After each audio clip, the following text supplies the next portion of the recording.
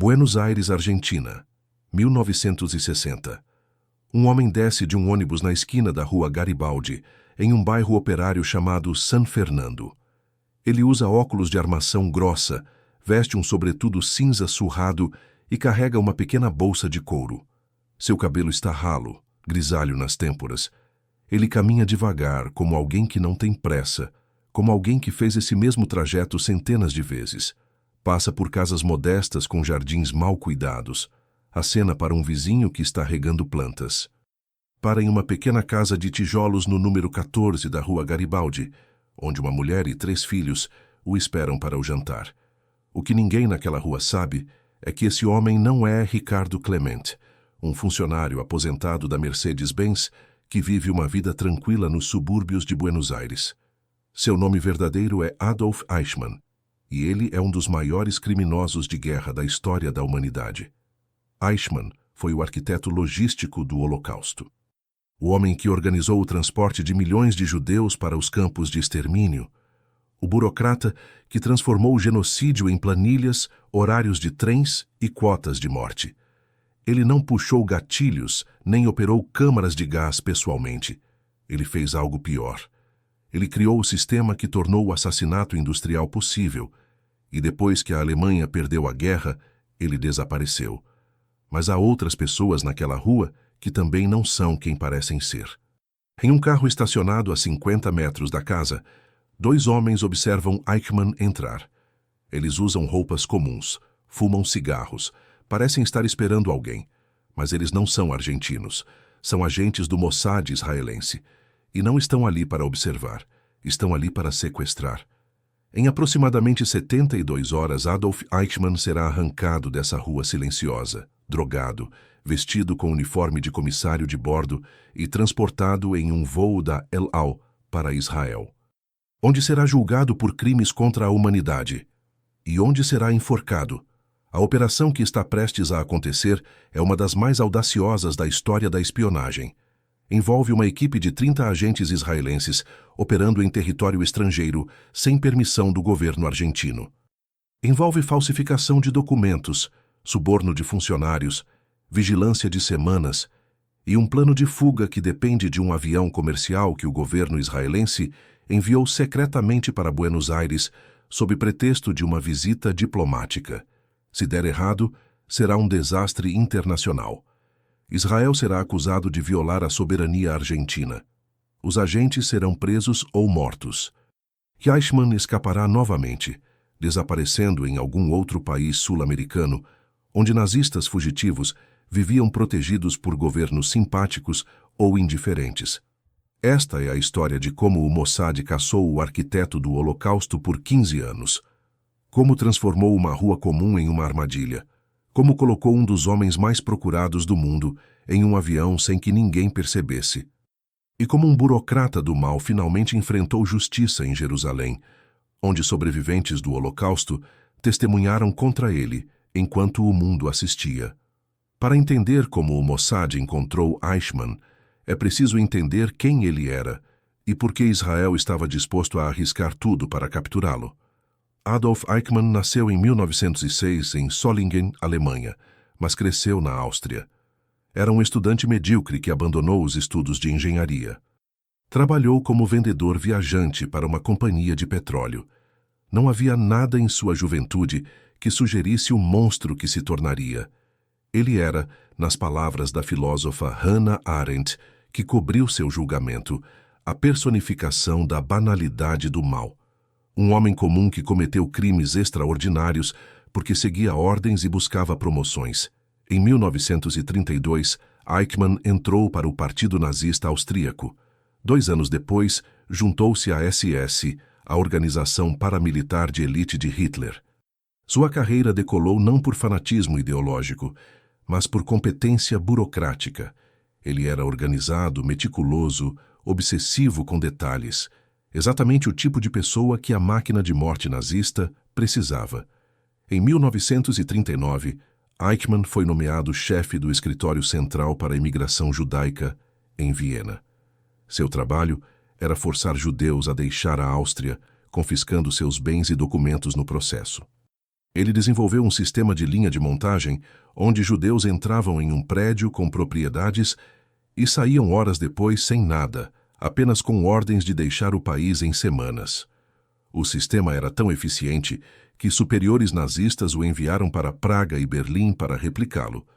Quando a guerra começou e a emigração forçada se tornou impraticável, a política nazista mudou para extermínio.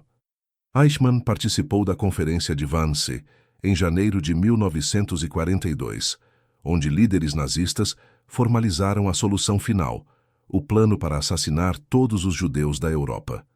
Ele não era o arquiteto ideológico do Holocausto.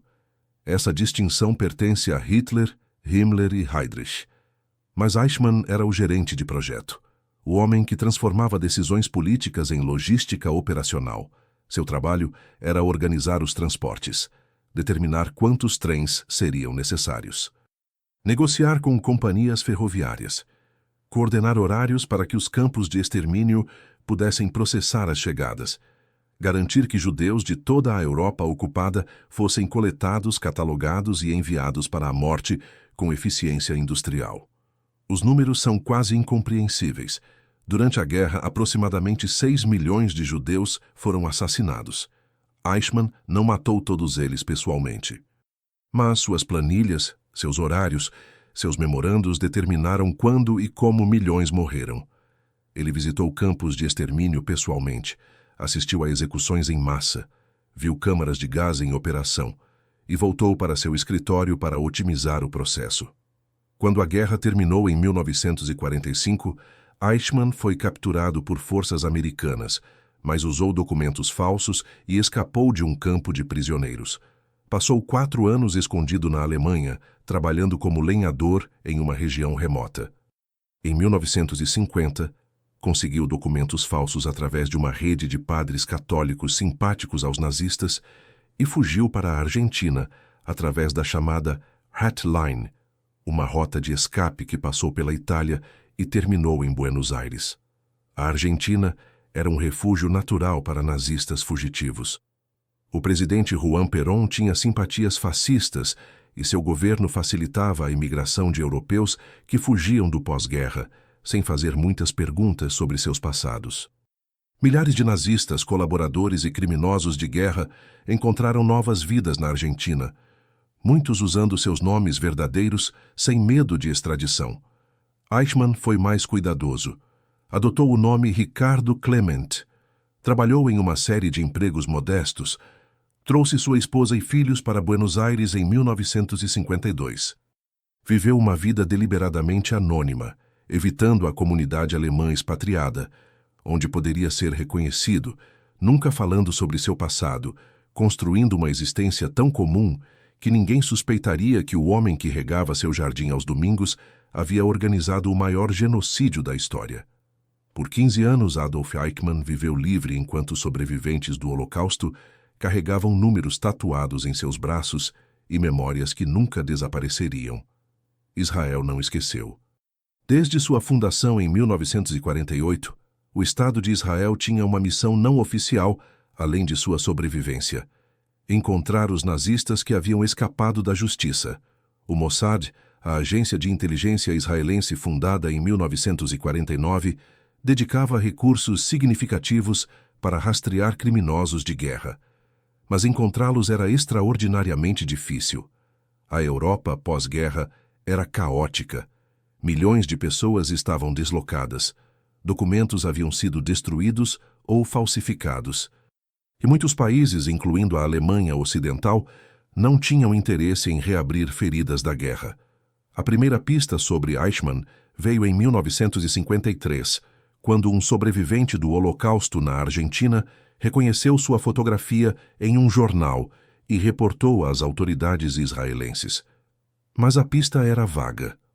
O homem não sabia onde Eichmann vivia, e o Mossad, ocupado com ameaças mais imediatas de países árabes vizinhos, não tinha recursos para investigar rumores em Buenos Aires. A pista decisiva veio de uma fonte improvável.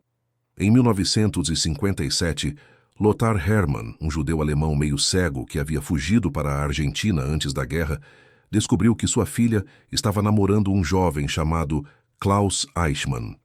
O rapaz era arrogante e falava abertamente sobre seu pai, que havia sido um oficial importante durante a guerra. Hermann conectou os pontos. Escreveu para o promotor alemão Fritz Bauer, que estava tentando processar criminosos de guerra, informando que Adolf Eichmann estava vivo e morando em Buenos Aires. Bauer era um homem extraordinário. Judeu-alemão que havia sobrevivido aos campos de concentração, ele dedicou sua vida pós-guerra a processar nazistas. Mas ele não confiava no governo alemão, que estava repleto de ex-nazistas em posições de poder. Em vez de informar autoridades alemãs, Bauer passou a informação diretamente para o Mossad. O diretor do Mossad, Isser Harel, era cético. Pistas falsas sobre nazistas fugitivos chegavam regularmente. Muitas eram fantasias ou tentativas de extorsão. Mas algo na informação de Hermann parecia credível. Harel enviou um agente para Buenos Aires para investigar discretamente. A investigação inicial foi decepcionante. O agente encontrou a família Eichmann, mas o endereço que Hermann havia fornecido estava errado. A família havia se mudado, e sem um endereço atual, não havia como confirmar se o homem que vivia em Buenos Aires era realmente Adolf Eichmann ou apenas um imigrante alemão com o mesmo sobrenome. Por 2 anos a pista ficou fria. O Mossad tinha outras prioridades: guerras com países vizinhos, operações de espionagem no mundo árabe. A caça a um nazista fugitivo na Argentina parecia um luxo que não podiam pagar. Tudo mudou em dezembro de 1959. Lothar Hermann, que nunca havia desistido, descobriu o novo endereço da família Eichmann através de investigação própria. A casa ficava na rua Garibaldi, em San Fernando, um bairro de classe trabalhadora nos subúrbios de Buenos Aires. Hermann passou a informação para Bauer, que imediatamente contactou o Mossad. Desta vez, Isser Harel decidiu investigar pessoalmente. Ele enviou 2 agentes veteranos para Buenos Aires com ordens específicas: confirmar a identidade do homem, mapear sua rotina, determinar se uma operação de captura era viável e não fazer nada que pudesse alertá-lo. Os agentes chegaram a Buenos Aires em fevereiro de 1960. Passaram semanas observando a casa na rua Garibaldi. Fotografaram o homem que saía todas as manhãs para pegar o ônibus. Compararam as fotografias com imagens de Eichmann da era nazista. As comparações eram inconclusivas. Eichmann tinha 54 anos agora. Seu rosto havia mudado. Ele usava óculos. Seu cabelo era diferente. Mas havia detalhes que não podiam ser falsificados: a forma das orelhas, a estrutura óssea do rosto e, mais importante, a rotina. O homem vivia como alguém que estava escondendo algo. Nunca usava telefone. Raramente recebia visitas. Evitava fotografias. Vivia em uma casa modesta e incompatível com o salário que supostamente ganhava, como se estivesse deliberadamente evitando atenção. Em março de 1960, os agentes transmitiram sua conclusão para Tel Aviv. Com alta probabilidade, o homem na rua Garibaldi era Adolf Eichmann. Isser Harel apresentou a evidência ao primeiro-ministro David Ben-Gurion. A pergunta era simples: o que fazer agora? A opção legal era solicitar extradição, mas isso era impossível na prática.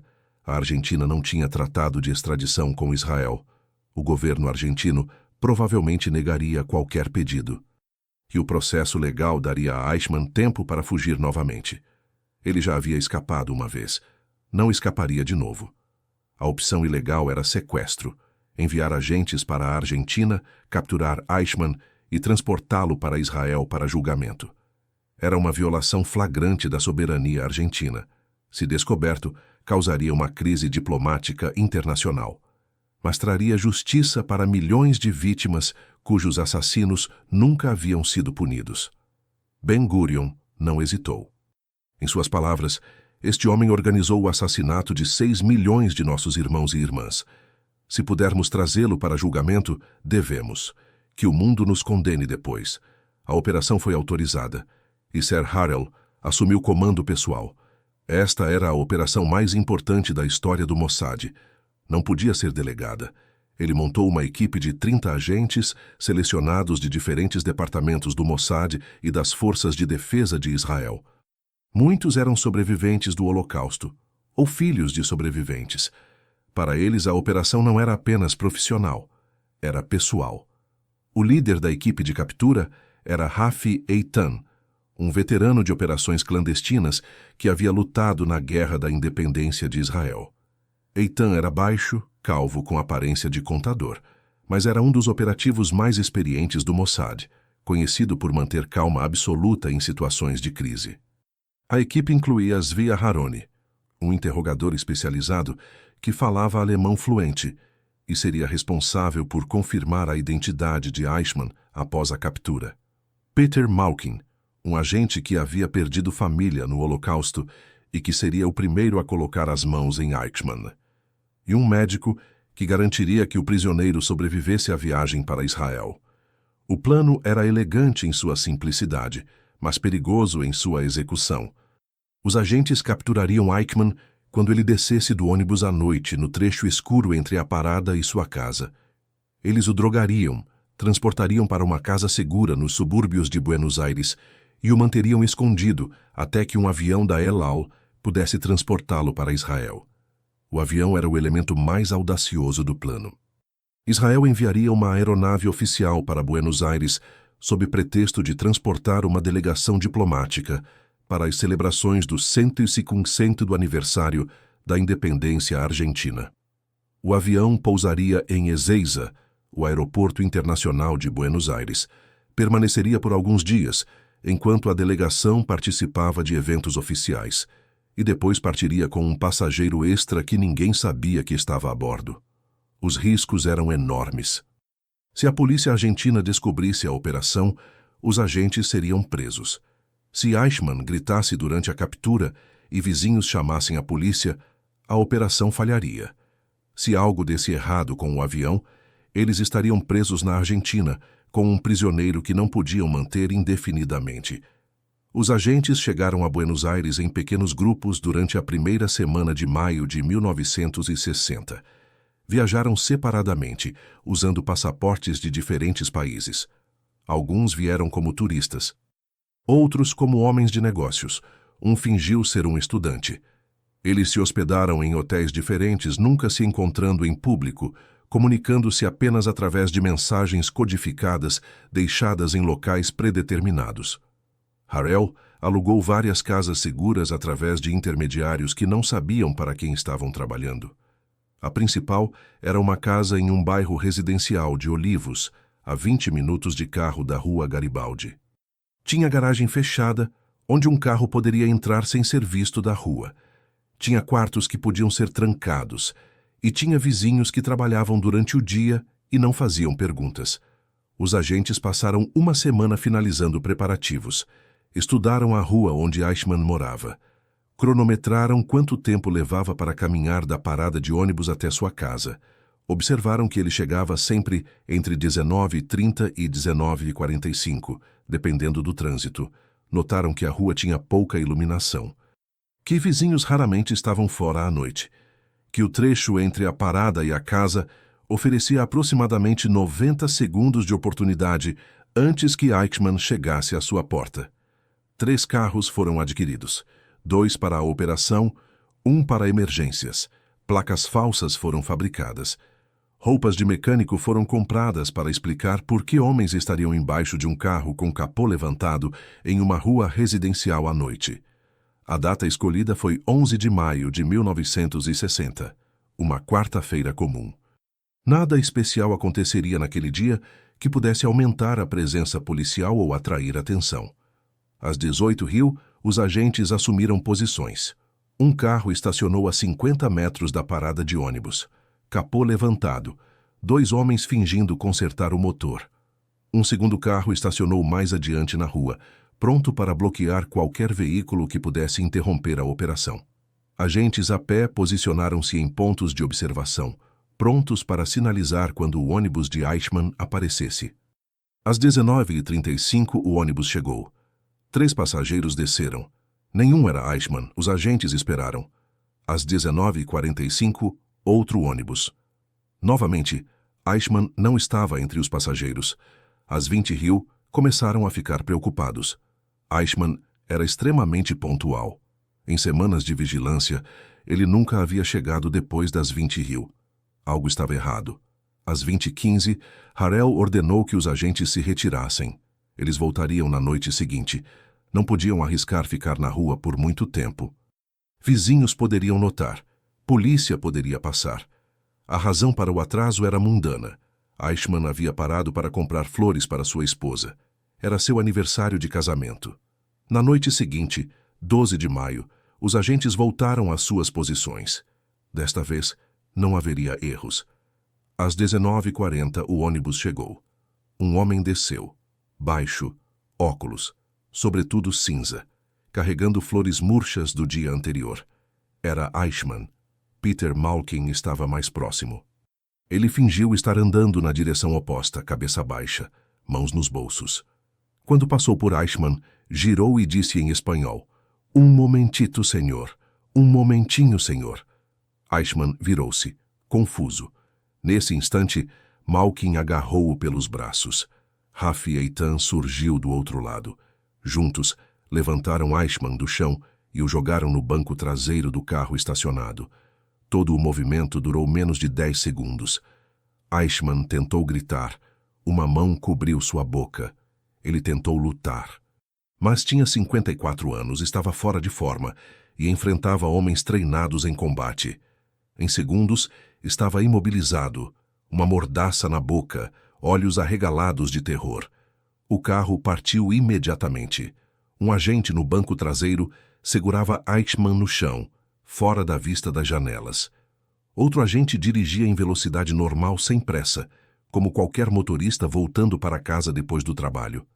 A viagem até a casa segura levou 20 minutos. O trajeto havia sido planejado para evitar postos de controle policial e semáforos, onde o carro pudesse ser observado por pedestres. Quando chegaram, a garagem estava aberta. O carro entrou. A porta fechou atrás deles. Eichmann foi levado para um quarto no segundo andar. Suas roupas foram removidas e substituídas por pijamas. Suas pernas foram amarradas à cama. Seus óculos foram confiscados. Um guarda permaneceria com ele 24 horas por dia. Antes de qualquer outra coisa, precisavam confirmar sua identidade. Zvia Haroni entrou no quarto, sentou-se em uma cadeira ao lado da cama e fez uma pergunta em alemão. "Qual é o seu nome?" O homem na cama hesitou. Depois de 15 anos escondido, seus instintos de autopreservação eram fortes. Mas ele também era um burocrata, um homem que respeitava a autoridade e procedimento. E algo nos olhos do interrogador dizia que mentir seria inútil. "Meu nome é Adolf Eichmann." A Haroni pediu mais informações. Data de nascimento, número de filiação ao Partido Nazista, número da SS. Eichmann respondeu a todas corretamente. As respostas correspondiam aos registros que o Mossad havia obtido de arquivos nazistas capturados. Não havia mais dúvida. Depois de 15 anos, Israel tinha o arquiteto do Holocausto. Os próximos 9 dias foram os mais tensos da operação. O avião da El Al não chegaria até 19 de maio. Até lá, os agentes precisavam manter Eichmann escondido, vivo e saudável o suficiente para sobreviver à viagem. A casa segura tornou-se uma prisão improvisada. Os agentes trabalhavam em turnos, guardando Eichmann, preparando refeições, monitorando transmissões de rádio para qualquer sinal de que as autoridades argentinas suspeitavam de algo. Eles dormiam em colchões no chão, não saíam de casa, não faziam ligações telefônicas, viviam como fantasmas. Eichmann era um prisioneiro cooperativo. Depois do choque inicial, ele parecia aceitar sua situação com a mesma passividade burocrática que havia caracterizado sua carreira. Comia quando lhe davam comida, dormia quando apagavam as luzes, respondia perguntas quando interrogado. Não tentou fugir ou resistir. O interrogatório inicial focou em confirmar detalhes de sua identidade e carreira. A Haroni perguntou sobre sua função durante a guerra, sobre os transportes que organizou, sobre campos que visitou. Eichmann respondeu com precisão factual, como se estivesse prestando depoimento em uma audiência administrativa. Ele não demonstrou remorso. Quando perguntado sobre as mortes, disse que estava apenas seguindo ordens, que não tinha autoridade para questionar políticas, que fez seu trabalho como qualquer funcionário faria. Esta defesa, seguindo ordens, seria o centro de seu julgamento em Jerusalém. No quinto dia, houve um susto. A polícia argentina aumentou patrulhas no bairro onde ficava a casa segura. Carros policiais passavam regularmente. Os agentes temeram que vizinhos tivessem reportado atividade suspeita. Na verdade, era coincidência. Havia ocorrido um assalto nas proximidades. A polícia estava investigando crimes comuns, não agentes israelenses com um nazista sequestrado no segundo andar. Mas os agentes não sabiam disso. Passaram 2 dias em tensão máxima, prontos para fugir a qualquer momento, debatendo o que fariam com Eichmann se a polícia batesse na porta. A resposta era sombria. Se fossem descobertos, não podiam permitir que Eichmann fosse resgatado. Harel havia dado instruções. Se a captura fosse impossível, Eichmann deveria ser executado. Ele não escaparia novamente. Felizmente, a polícia nunca bateu na porta. Em 19 de maio, o avião da El Al pousou em Buenos Aires. Era um Bristol Britannia, pintado com as cores da companhia aérea israelense, transportando uma delegação diplomática para as celebrações argentinas. A delegação era real. Diplomatas israelenses genuínos participaram de eventos oficiais, apertaram mãos de autoridades argentinas e fizeram discursos sobre amizade entre nações. Ninguém sabia que o verdadeiro propósito do avião estava escondido em uma casa nos subúrbios da cidade. O plano para embarcar Eichmann era perigoso. O aeroporto de Ezeiza tinha controles de segurança. Passaportes eram verificados, bagagens eram inspecionadas. Levar um prisioneiro drogado através dessas verificações parecia impossível. Mas o Mossad havia encontrado uma brecha. A tripulação do avião tinha permissão para embarcar através de uma entrada separada, reservada para funcionários de companhias aéreas. Os controles eram mínimos. E a tripulação podia incluir quantos membros quisesse, desde que tivessem uniformes e documentos apropriados. Eichmann seria disfarçado como membro da tripulação. Na noite de 20 de maio, um médico injetou Eichmann com sedativos, não o suficiente para deixá-lo inconsciente, o que levantaria suspeitas. Apenas o suficiente para deixá-lo grogue, confuso, incapaz de falar coerentemente ou resistir. Eles vestiram-no com o uniforme de comissário de bordo da El Al. Colocaram documentos falsos em seu bolso. Pentearam seu cabelo. Limparam seu rosto. Quando terminaram, ele parecia um funcionário de meia-idade que havia bebido demais durante uma escala prolongada. À meia-noite, 2 agentes o colocaram em um carro e dirigiram para o aeroporto. Outros agentes seguiam em veículos separados, prontos para intervir se algo desse errado. Harel estava em um café próximo ao aeroporto, monitorando transmissões de rádio, pronto para abortar a operação se necessário. No aeroporto, os agentes estacionaram próximo à entrada de funcionários. Apoiaram Eichmann entre eles, segurando-o como amigos, ajudando um colega bêbado. Caminharam até a entrada. Um guarda argentino olhou para eles. Este foi o momento mais perigoso de toda a operação. Se o guarda pedisse para ver documentos de perto, se notasse que Eichmann estava drogado em vez de bêbado, se fizesse perguntas que Eichmann não pudesse responder. Mas o guarda apenas balançou a cabeça. Tripulações de companhias aéreas passavam por ali toda a noite. Funcionários bêbados eram comuns. Não havia razão para suspeitar. Os agentes passaram. Dentro do aeroporto, caminharam diretamente para a pista onde o avião da El Al esperava. A escada de embarque estava no lugar. A porta estava aberta. Um por um, os agentes subiram, carregando Eichmann entre eles. Dentro do avião, colocaram Eichmann em um assento na primeira classe. Cobriram-no com um cobertor. Um médico ficou ao lado, monitorando seus sinais vitais. A 02S de 21 de maio de 1960, o avião decolou. Destino oficial, Roma, com escala em Dakar. Destino real, Tel Aviv. No ar, longe da jurisdição argentina, Harel finalmente permitiu-se relaxar. A operação havia sido um sucesso. Adolf Eichmann estava sob custódia israelense, e em algumas horas o mundo saberia que o arquiteto do Holocausto finalmente enfrentaria justiça. O anúncio foi feito por Davi Ben-Gurion pessoalmente, no parlamento israelense, em 23 de maio de 1960. Tenho a honra de informar ao Knesset que, há pouco tempo, os serviços de segurança israelenses capturaram um dos maiores criminosos nazistas, Adolf Eichmann, que foi responsável, junto com os líderes nazistas, pela solução final do problema judeu, ou seja, o extermínio de 6 milhões de judeus europeus. Adolf Eichmann já está detido em Israel e em breve será levado a julgamento. O mundo reagiu com choque. Alguns países aplaudiram. Israel havia feito o que sistemas legais internacionais haviam falhado em fazer: capturar um criminoso de guerra que vivia livre por 15 anos. Sobreviventes do Holocausto choraram. Finalmente, um dos arquitetos de seu sofrimento enfrentaria consequências. Mas a Argentina estava furiosa. O sequestro era uma violação flagrante de sua soberania.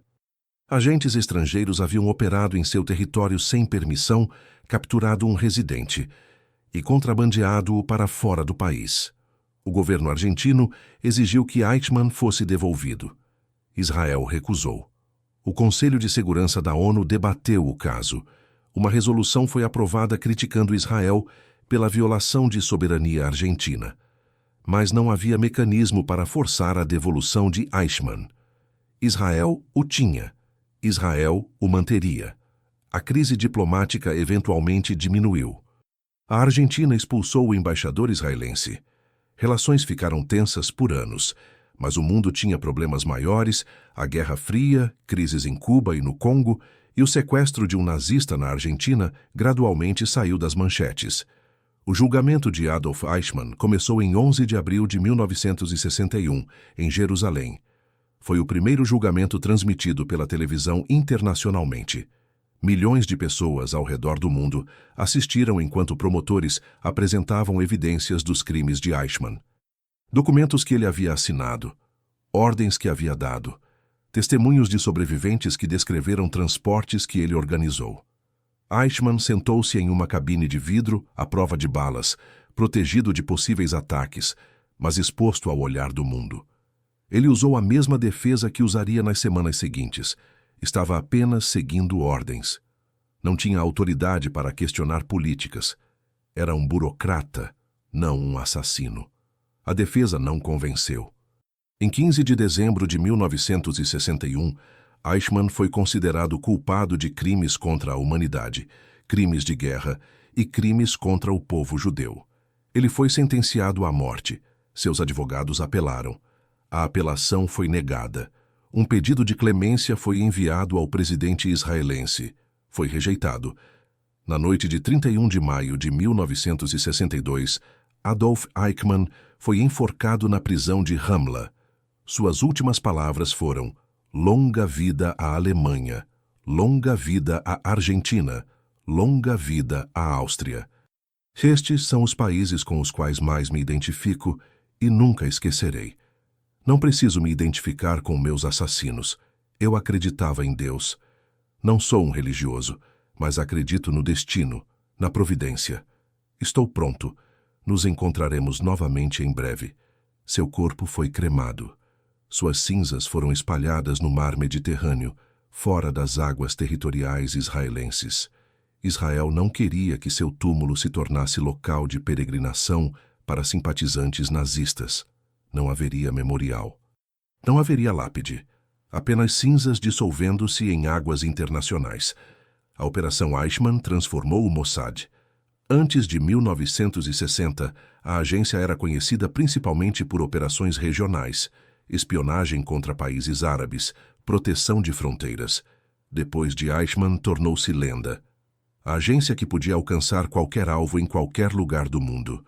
A agência que nunca esquecia e nunca perdoava. Para Israel, a captura de Eichmann foi mais do que justiça para um criminoso. Foi uma declaração ao mundo que o Estado judeu não permitiria que os assassinos de seu povo vivessem em paz, que 15 anos ou 50 anos não importavam, que o braço de Israel alcançaria onde quer que criminosos se escondessem. O julgamento também teve um efeito inesperado. Por anos, sobreviventes do Holocausto raramente falavam sobre suas experiências. A dor era muito profunda, as memórias muito terríveis. Muitos queriam apenas esquecer e reconstruir suas vidas. O julgamento de Eichmann mudou isso. Pela primeira vez, sobreviventes tiveram uma plataforma global para contar suas histórias. Testemunho após testemunho foi transmitido para o mundo. A magnitude do Holocausto, que muitos haviam tentado minimizar ou negar, tornou-se impossível de ignorar. Historiadores consideram o julgamento de Eichmann um ponto de virada na memória coletiva do Holocausto. Antes do julgamento, era um evento histórico que muitos preferiam não discutir. Depois do julgamento, tornou-se central na identidade judaica e na consciência mundial. Para os agentes que participaram da operação, a experiência deixou marcas permanentes. Peter Malkin, o homem que primeiro agarrou Eichmann, escreveu memórias décadas depois, descrevendo o peso de tocar o homem que havia organizado a morte de sua irmã e sobrinhos. Ele não sentiu satisfação, apenas uma tristeza profunda de que justiça havia demorado tanto. Rafi Eitan continuou sua carreira no Mossad, tornando-se um dos operativos mais respeitados de Israel. Décadas depois, quando perguntado sobre a operação, disse simplesmente: "Fizemos o que era necessário. Não há muito mais a dizer." Isser Harel, o diretor que planejou a operação, tornou-se figura lendária na história israelense. Ele liderou o Mossad por mais 3 anos após Eichmann, supervisionando outras operações importantes antes de se aposentar. Em suas memórias, descreveu a captura de Eichmann como o momento mais importante de sua carreira. Não porque foi difícil ou perigoso, mas porque significou que o povo judeu finalmente tinha o poder de buscar justiça por seus próprios meios. A operação também revelou algo fundamental sobre o mundo do pós-guerra. Por 15 anos, Adolf Eichmann viveu livremente na Argentina. Usou seu nome verdadeiro com a família. Trabalhou em empregos normais. Criou filhos. E ninguém que poderia tê-lo capturado, governos, organizações internacionais, forças policiais, fez qualquer esforço sério para encontrá-lo. Não foi o Mossad que falhou por 15 anos. Foram todos os outros. Países que poderiam ter procurado criminosos de guerra escolheram não fazê-lo. Governos que sabiam que nazistas fugitivos viviam em suas fronteiras olharam para o outro lado. O mundo quis esquecer a guerra e seguir em frente. E enquanto o mundo esquecia, assassinos viviam em paz. A captura de Eichmann foi um lembrete de que algumas coisas não podem ser esquecidas, que algumas dívidas não prescrevem, que justiça adiada não é justiça negada, desde que alguém esteja disposto a buscá-la. Na Rua Garibaldi, em San Fernando, a pequena casa onde Eichmann viveu ainda existe. Moradores atuais provavelmente não sabem da história. É apenas uma casa comum em um bairro comum em uma cidade enorme. Mas por 8 anos foi o esconderijo de um dos maiores criminosos da história. E em uma noite de maio de 1960, foi o lugar onde 5 palavras em espanhol, "um momentito, senhor", acabaram com 15 anos de fuga e começaram o processo que levaria Adolf Eichmann à forca. O mundo assistiu seu julgamento. O mundo ouviu testemunhos de sobreviventes. O mundo viu o rosto banal do mal sentado em uma cabine de vidro, insistindo que estava apenas fazendo seu trabalho. E quando ele foi enforcado, quando suas cinzas foram espalhadas no mar, o mundo recebeu uma mensagem que o Mossad repetiria muitas vezes nas décadas seguintes. Não importa quanto tempo leve, não importa onde você se esconda, se você matar judeus, seremos atrás de você. Adolf Eichmann foi o primeiro. Não seria o último.